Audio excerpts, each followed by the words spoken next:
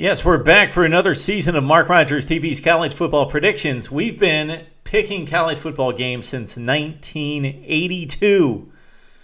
Woo! It's been a while. We had a pretty nice season last year. Looking at the games that we really highlight, the confidence picks. So listen up for those confidence picks. Confidence picks against the spread. Against the spread. The last 3 years were 75 and 40. 75 and 40. Do the math. It's around 65%. 75 and 40 against the spread. When it just comes to straight up picking football games, 222 and 44 last season. That's like 86%. Our bowl predictions, always, excluding 1 year where we had a bit of a rough time a couple of years ago, but typically on the money, 22 and 12 against the spread last season. All right, let's get to week one.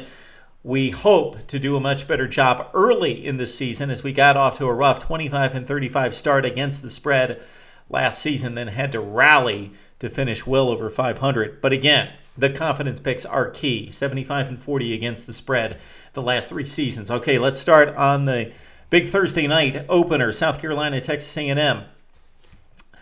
I was thinking this entire offseason, freshman quarterback or possibly the sophomore wins, and it turned out to be the sophomore for Texas A&M, Kenny Hill. Very difficult environment for a first-time starter at South Carolina. But remember, no Clowney, Quarles, or Sutton up front. The defensive backfield for South Carolina very much in question. Kenny Hill has some experience in the program. He's thrown about 40 passes during games, not against big competition, but still, I'll cut to the chase. Texas A&M keeps it close. Give them the 10.5 points. South Carolina's got issues in the secondary, and Texas A&M with those wide receivers, Ricky Seals-Jones, Malcolm Kennedy and company, Speedy Noyle, can make some plays downfield. Texas A&M is going to have to improve on defense, of course, and Mike Davis is questionable for this game. So South Carolina wins, Texas A&M plus 10.5. Another 10.5 point spread in Atlanta involving the SEC. Ole Miss 10.5 over Boise, again at the Georgia Dome. I like the Rebels and 10 starters back on defense. Bo Wallace making plays on offense. This Boise State team, not the same team that took Georgia to the house a couple years ago, that took out Virginia Tech and Oregon and was a BCS buster. This is a nice football team that's going to win a lot of games this year, but not against the Rebels and not going to keep it close. Rebels win, cover 10.5 in Atlanta. And our final game of big proportions, a nice little matchup on Friday night if you're going to stay up late on the East Coast. Washington State hosting Rutgers. Cougars win it. Rutgers keeps it close, a la the victory or the near victory at Fresno State last year, 55-52 in overtime. So we like the Cougars to win. Take Rutgers plus the 8 points. We would not normally be picking this one off the board. It's a non-top 25 game. Vanderbilt and Temple, but I love the Commodores in this one. 13.5 point favorites at home against just a Temple team that's not going to be able to compete with Vanderbilt athletically. This is a Vanderbilt team, of course, that's won 9 games the past 2 seasons. Sure, they lose their starting quarterback. Pat Robinette, though, gained a valuable experience down the stretch last season. Vandy is so rock solid on defense. Temple will not be able to score points in this game. I see this as something like a 31-7 game. Vanderbilt wins, and in a confidence pick, covers 13.5 at home against Temple. All right, let's move to one game on a Friday. It involves Big Ten champion Michigan State taking on Jacksonville State at home. No line on this game. Spartans win it big. Now to Saturday's game.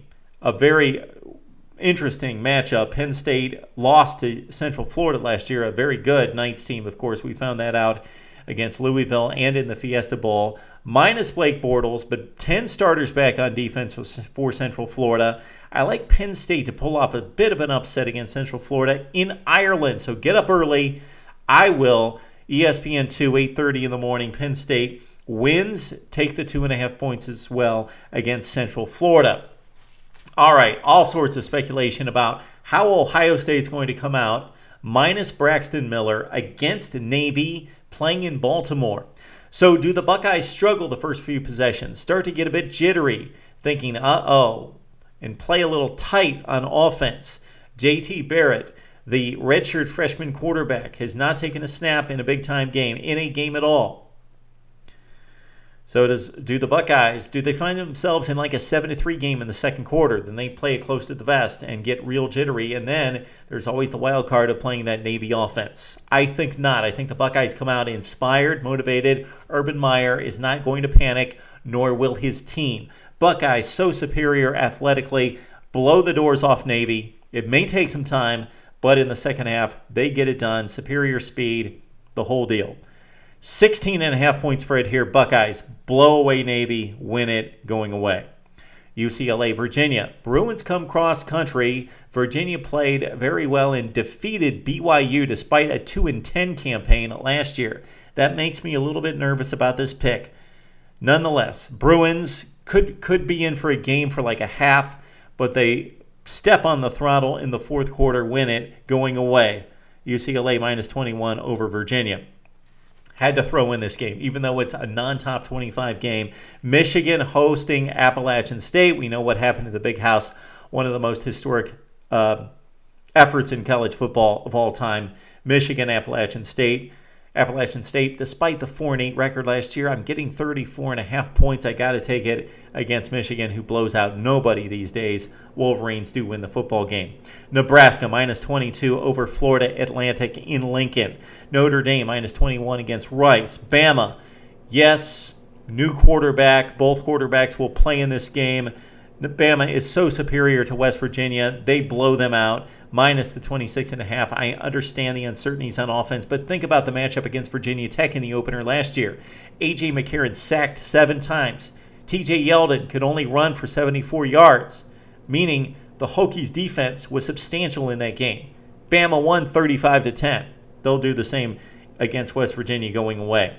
Auburn, Arkansas. Questions for the Tigers. How much will Nick Marshall play? He will not start.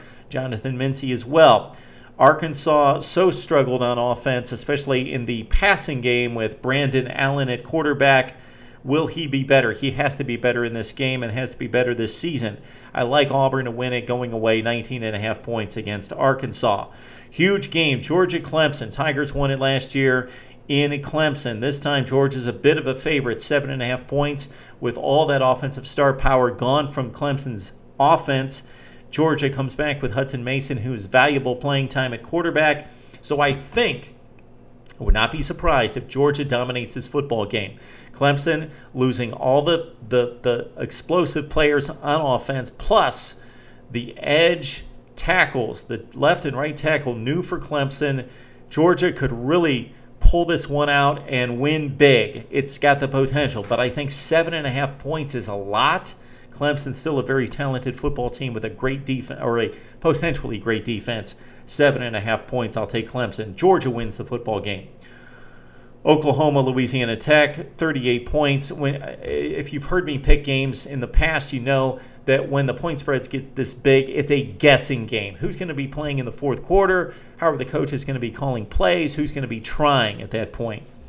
Take Louisiana Tech in 38 against Oklahoma. Sooners win the game big. USC and Fresno State, they just played in the bowl game at the end of last season. They will play again in this one. Take Fresno State plus 21.5, but USC wins comfortably. Florida State, Oklahoma State.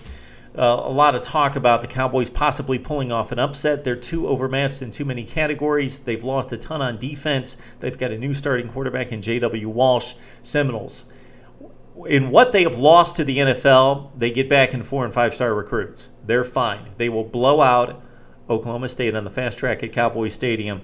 17.5 points. Give it away. Florida State wins big. LSU-Wisconsin, the game I want to see more than any game in this weekend. And the entire offseason, I've been thinking Wisconsin pulls off the upset here. But with no Jared Abbrederis on the outside, completely unproven wide receivers, Tanner McAvoy at quarterback. This is his first start at Wisconsin. I know that he was chosen because of his dual threat ability, but against this defense, it's not going to matter. Wisconsin has trouble scoring points against LSU as long as Anthony Jennings does not, and Brandon Harris, I believe they both play in this game, do not make stupid mistakes. Wisconsin steps up against the SEC, always plays the SEC at least tough, even if they don't win the games, but this will be a bit of a different story in that I have full confidence that LSU's superior athletic ability wins the game. The talent wins, but Wisconsin keeps it close. Take Badgers plus the 5.5 points. Stanford wins. Oregon wins over their blowout opponents. No lines on those games. Tennessee, Utah State let's not skip this game. Washington, Hawaii. Huskies win at home. Lay the 17. Tennessee, Utah State. Those two hook up on Sunday night. This is going to be an interesting matchup because Utah State is no joke. Tennessee has to replace its entire offensive and defensive lines. Tennessee is building under Butch Jones, and they escape an upset at home. But take Utah State with Chucky Keaton back at quarterback and that Utah State defense. Yeah, they lost some components, but this team is serious. And this program can go on the road. They will not be scared. They will not be intimidated in any way by an SEC team. Tennessee wins, but Utah State covers 6.5 points. All right, Baylor blows away SMU. Give the 33 again. Similar to the Oklahoma game by 38 points. I don't like the point spread. Don't like to touch these games, but it's a top 25 game, so I do. Baylor minus 33 against SMU. And finally, Louisville, Miami. They just played, but a lot of different players in the mix, especially for the Louisville Cardinals in taking on Miami in the Russell Athletic Bowl last season, winning that game by 28 points.